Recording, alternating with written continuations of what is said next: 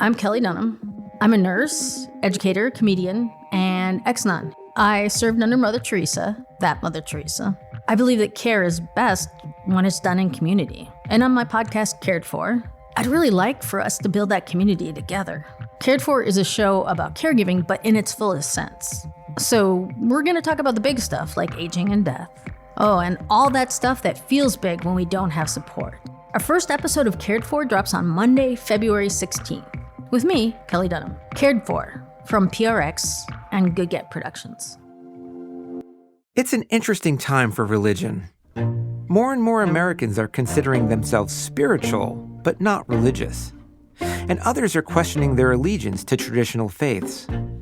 This widening gap reveals a hunger for something greater, but a reluctance to seek that in organized religion. In Season 10 of How God Works, we'll continue to explore if and how faith works on our minds and bodies, whether it's riddled with doubt or enriched with questioning.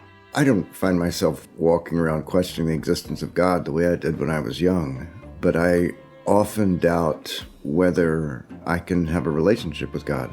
God calls some people to unbelief so that faith can find new forms. Judaism is almost more about asking the right questions than receiving a definitive answer, meaning we should be kind of always in a state of some humility, doubt, and struggle. I think doubt is deeply part of a religious stance that we have to carry.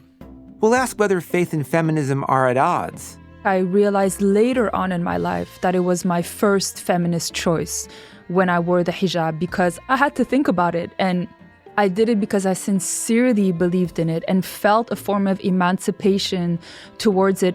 And whether it's ethical to borrow practices from a faith to create your own flavor of spirituality.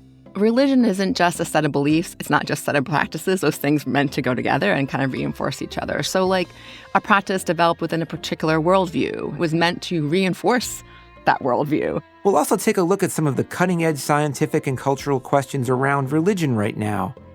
From how much our genes determine our morality, to how comedy about God and religion can help us bond, cope, and communicate across divides. And ask, is an AI God on the horizon? The people building AI in Silicon Valley talk about this technology with a lot of religious fervor. They are arguably, quite literally, trying to build a god.